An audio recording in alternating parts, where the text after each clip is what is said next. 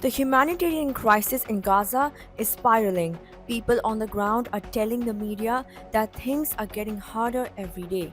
There's no food, no medicine, and no escape. Despite reports that nearly 100 trucks entered Gaza on Tuesday, the UN says aid is still not reaching civilians. Israeli officials say 93 trucks crossed the border, most carrying medical equipment. But according to the UN, their teams haven't been able to distribute the supplies. The aid is being dropped off at the Kerem Shalom crossing and left waiting for clearance. The UN says they waited hours for the green light to collect the goods. It never came.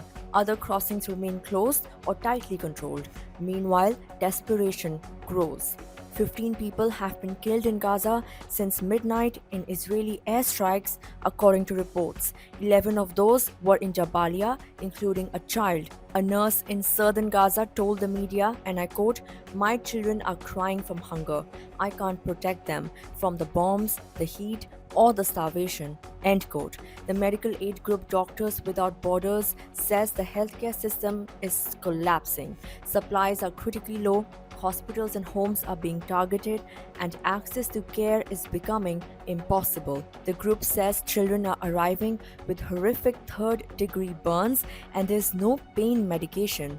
One father told the media, and I quote, "We are not well, not me, not my children," end quote.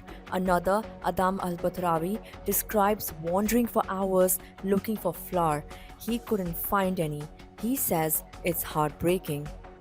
2 million people in Gaza are now at risk of starvation. Markets are empty, there's no meat, no vegetables, no clean water. Fuel has run out. Even hospitals can't keep generators running.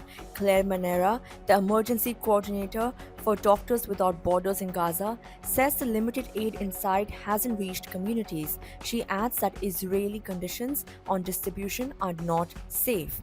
Israel says Hamas is to blame for both the war and the aid breakdown. Michael Kleiner of Netanyahu's Likud party told BBC Radio 4 that Hamas is hijacking aid convoys. He argues that Israel wants to ensure supplies go to civilians, not militants.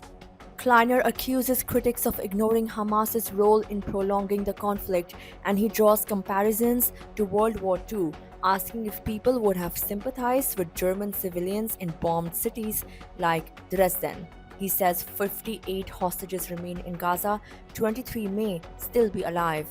International pressure on Israel is mounting. The UK has now suspended trade talks, summoned the Israeli ambassador, and imposed a new sanctions on West Bank settlers.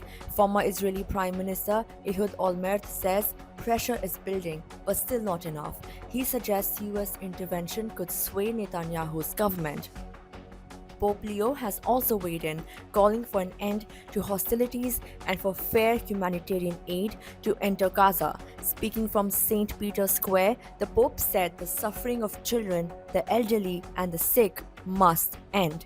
Despite an 11-week blockade, Israel agreed to let in some aid on Sunday, but even 100 trucks, experts say, won't be enough after weeks of deprivation. Stay tuned for more updates on this developing story.